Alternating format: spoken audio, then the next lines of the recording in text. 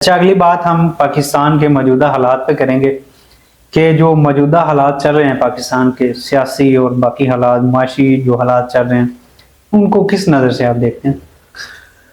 دیکھیں، اللہ پاک نے قرآن پاک میں ارشاد فرمایا کہ ان اللہ لا یغیر ما بقوم حتی یغیروا ما بانفسہم۔ اللہ پاک نے کیا ارشاد فرمایا کہ میں اس قوم کی حالت کو اس وقت تک تبدیل نہیں فرماؤں گا جب تک وہ خود کوشش نہ کر لے۔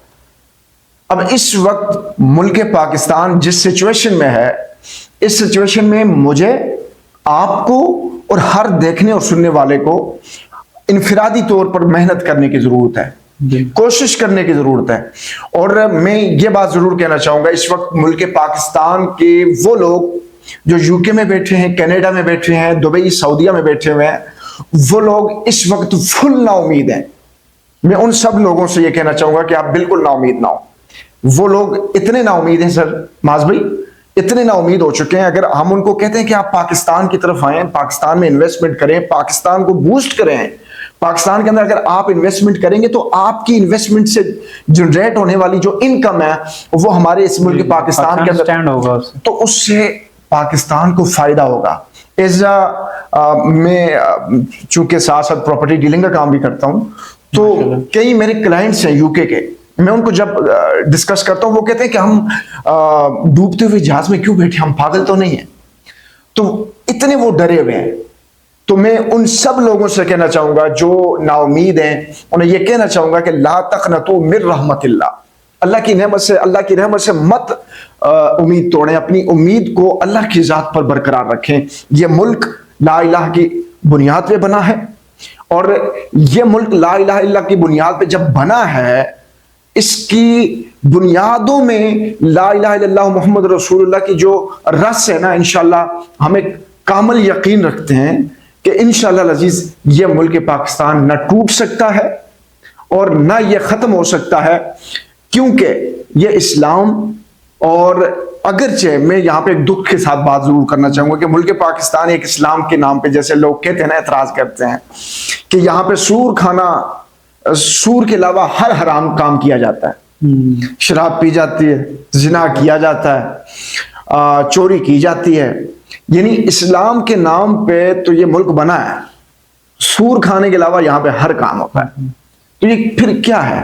تو یہ ویسا ہی ہے کہ لوگ کہتے ہیں نا کہ نماز بے حیائی اور برے کاموں سے روکتی ہے، تو جو بندہ کہے یار میں نماز پڑھتا ہوں اس کے باوجود میں بے حیائی کے کام کر رہا ہوں، تو اس کا مطلب ہے کہ پھر نماز مجھے بے حیائی کے کاموں سے نہیں روکتی۔ اس کا مطلب قطعی طور پہ یہ نہیں ہے کہ آپ کو نماز نہیں روک رہی، اس کا مطلب یہ ہے کہ آپ کو نماز کا طریقہ درست کرنے کی ضرورت ہے۔ تو اس وقت ہمیں اپنے اوپر غور اور فکر کرنے کی ضرورت ہے۔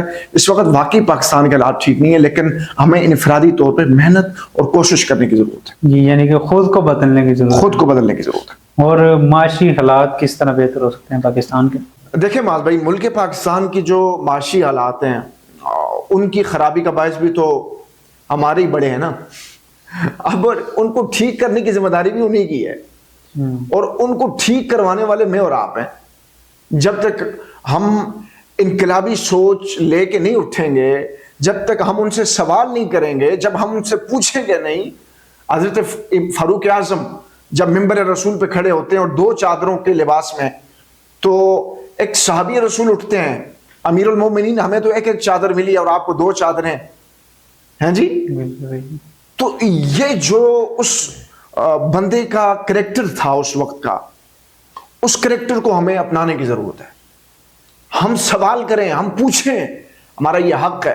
میں افسوس کے ساتھ کہوں گا کہ ہم نہیں پوچھ نہیں سکتے۔ وہ کس طرح کہ جو ہمارے یعنی کہ معاشرے کے بڑے ہیں، وڈیرے ہیں، وہ کچھ ٹکوں پہ بکتے ہیں۔ جب ووٹ آتے ہیں نا، الیکشن آتے ہیں، تو ووٹ دینے کے لیے کچھ ٹکوں پہ بکتے ہیں، تو بعد میں وہ نہیں بول سکتے۔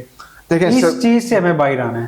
دیکھیں، میں عمران خان صاحب کو ووٹ نہیں دے رہا، لیکن میں ایک بات ان کی میں آپ کو ضرور، دیکھیں میں اس ٹائم پہ میں آپ کو ایک ضرور یہاں سے آگے سٹارٹ کرتا ہوں۔ دیکھیں اس ٹائم پہ میں آپ کو یہ صاف صاف کلیئر کر دوں، میرا کسی بھی سیاسی پارٹی سے کوئی تعلق نہیں ہے، لیکن یہاں پہ میں ایک بات عمران خان صاحب کی ضرور کوٹ کرنا چاہوں گا۔ عمران خان صاحب جیسے بھی ہیں، 100 غلطیاں انسان سے ہوتی ہیں، یا نواز شریف صاحب جیسے ہیں، ان میں بھی کئی اچھائیاں ہوگی، شہباز شریف میں کئی اچھائیاں ہوگی، یا اور بہت سارے پولیٹیشنز ہیں، ان کے اندر بھی کہیں اچھائیاں اور کہیں برائیاں ہوں گی، لیکن عمران خان صاحب کی ایک اچھائی کہ جنہوں نے نا یوتھ کو اتنا موٹیویٹ کیا کہ ان پہ لاٹھی چارج ہو، ان پہ شیل برسیں، ان پہ کوئی بھی برا وقت آ جائے، لیکن انہوں نے اپنے حق کے لیے انقلابی آواز کو بلند کیا ہے، اور اس آواز کا یہ اثر مجھ اور آپ پر بھی ہوا ہے۔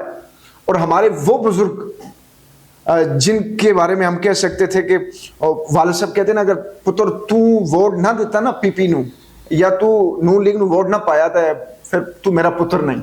بالکل ایسے تھا۔ ماں کہتی تھی 32 دھاراں تینوں بخشنیاں نہیں میں، مطلب کہ میں جو آپ کو دودھ میں نے پلایا وہ میں نے بخشنا نہیں ہے۔ وہ جو بزرگوں کو کیپچر کرنے والا جو سین تھا نا وہ بھی فلاپ ہو گیا۔ تو یہ عمران خان صاحب کی یہ قربانی ہے بہت بڑی۔ آج وہ تو اڈے لگ گئے ہیں لیکن یہ ان کی قربانی ہے جس کو بلایا نہیں جا سکتا۔ اچھا، آپ کی اسلام آباد میں کیا مصروفیات چل رہی ہیں؟ اسلام آباد بیسیکلی تو سر میں خود بھی ایک پوڈ کاسٹ سٹارٹ کرنے والا ہوں، لیکن ابھی فی الوقت تو میں ریئل اسٹیٹ اسلام آباد کے اندر ایز اے میڈیا کوآرڈینیٹر اور ہوسٹ کے طور پہ کام کر رہا ہوں، تو بس یہی مصروفیات ہیں فی الوقت۔ اور لاسٹ پہ ہماری آڈینس کو کیا پیغام دینا چاہیں گے؟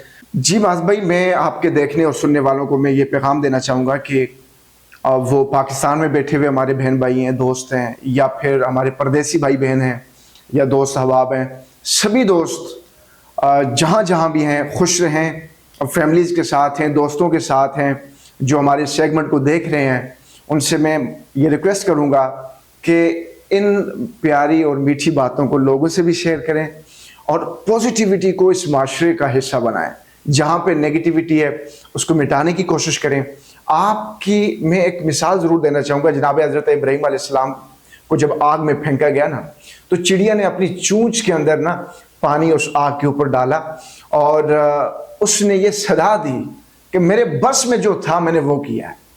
آگ جتنی بھی بڑی تھی میری بس میں اور میری بساط میں یہ تھا کہ میری چونچ میں اتنا ہی پانی آتا ہے جو میں اس آگ کے اوپر ڈال سکتی ہوں۔ تو ایسا ہی آپ کو اپنا رول پلے کرنا ہے اس معاشرے کے اندر پوزیٹیوٹی پھیلانے کے لیے۔ تو یہ پیغام ہے، اور لازمی طور پر اس پوڈ کاسٹ کو لوگوں سے بھی شیئر کریں اور اس چینل کو لازمی طور پہ سبسکرائب کیجیے گا۔ بہت شکریہ آپ نے جو ٹائم دیا ہمیں، اپنا قیمتی ٹائم، بہت شکریہ جزاک اللہ۔ جی ناظرین، میرے ساتھ عبدالتواب صاحب موجود تھے، تو ان سے گپ شپ کی بات کی، بہت اچھا لگا۔ ان نے جو ہمیں ٹائم دیا، بہت شکریہ ان کا۔ اپنے ہوسٹ معاذ حمید کو اجازت دیجیے، اللہ حافظ۔